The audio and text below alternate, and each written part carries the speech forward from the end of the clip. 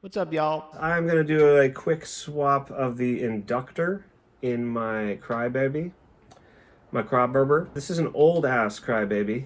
It's one of the original versions. This would be Rev C, which is the same as a Vox V847. There's no input buffer, and it has this Dunlop brand inductor, which is kind of like the Halo. As far as I can tell, the construction is like a spindle with the coil just wrapped right around it. And in the world of inductors, I think the red Fasel is considered a go-to if you want to upgrade. This Dunlop inductor is fine. The only thing is I don't really have a way of testing it right now. And, you know, I like poking around inside here. Let's just do a sample of before and after with the stock Dunlop inductor and this red Fasel inductor. I don't know what the difference is going to be. I don't expect a huge difference, but I'm just going to do a quick little sample and we'll see. Let's do it.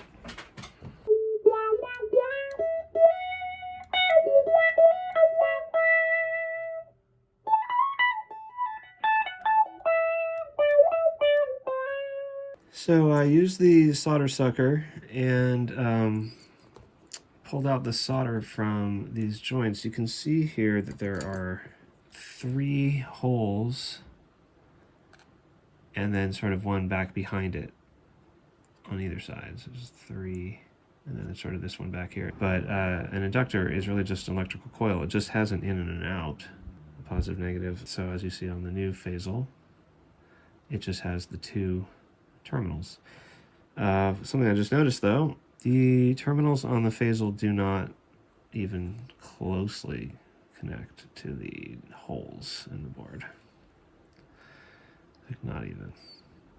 Maybe if I put this one in this hole, it's not even halfway. But if you notice on the board, these 2 pads are soldered and they don't go anywhere.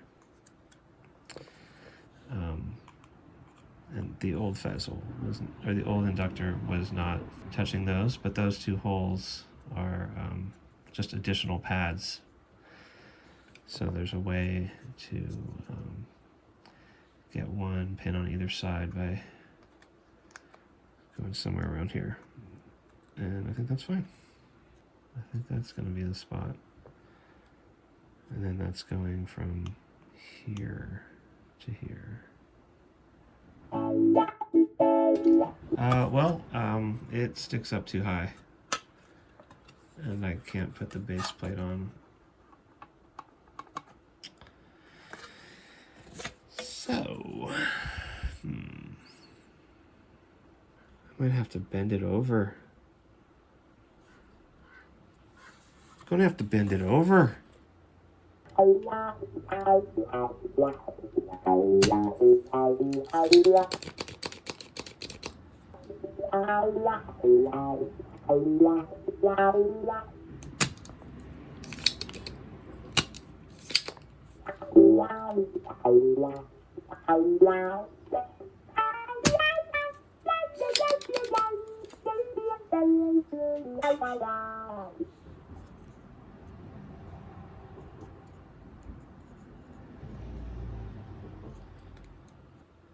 I'll put the legs in here, give them a little bend so that its final position is kind of like that.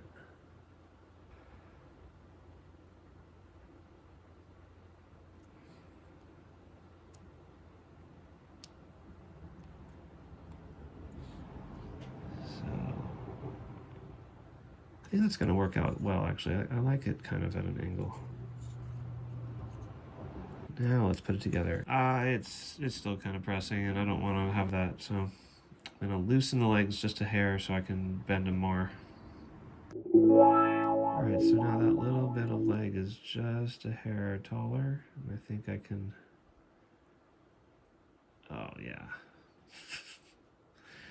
Definitely got another good bend out of that. I think now...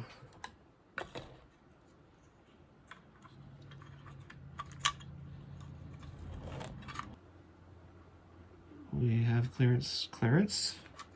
Let's listen.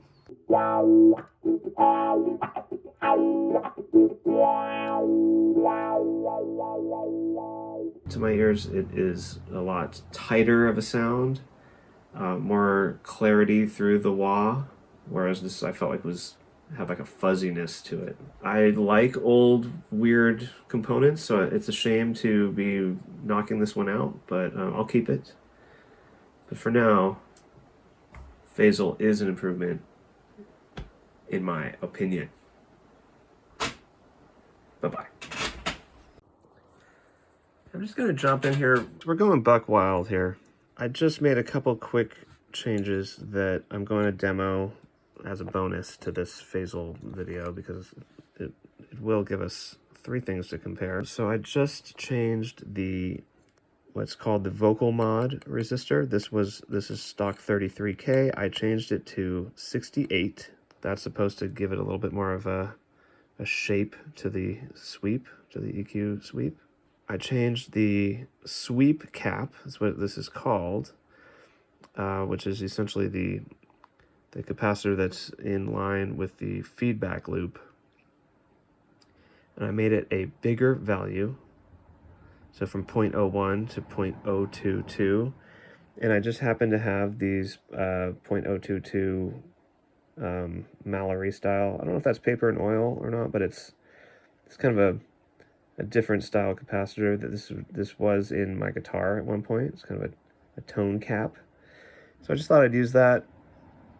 It's kind of funny, and I think maybe will be a unique sound. But changing the value up a factor also, going to allow a little more bass through the sweep cap. Not that I'm looking for more bass so much as I'm kind of shifting the tonal center of the effect a little lower. And crucially, I noticed that I had changed this resistor here. It's like right in the shadows. This resistor is stock a 470 ohm, and the mod is to lower that value in order to increase the gain and bass response. However, this mod comes with the caveat that going too far and you're going to end up with distortion and muddiness. It's like, you know what, that might be what I've been complaining about. And so I wanted to take that back up to 470. So I had modded it to what my resistor, what the packaging says is 330. But in fact, these are testing around 315. The whole lot that I have is about 315. So that was actually going down a little more than I even meant to. And down, remember, down is where it gets dangerous. So I'm going to guess that was down too far. But now I don't have the 470. I don't know why, but I cannot find it. What I did have, however, is a 510. So that's actually, instead of just 470, now I've actually gone up. So it's potentially less gain, less bass response. So let's do a third test. And we'll just see the effect of some of those mods.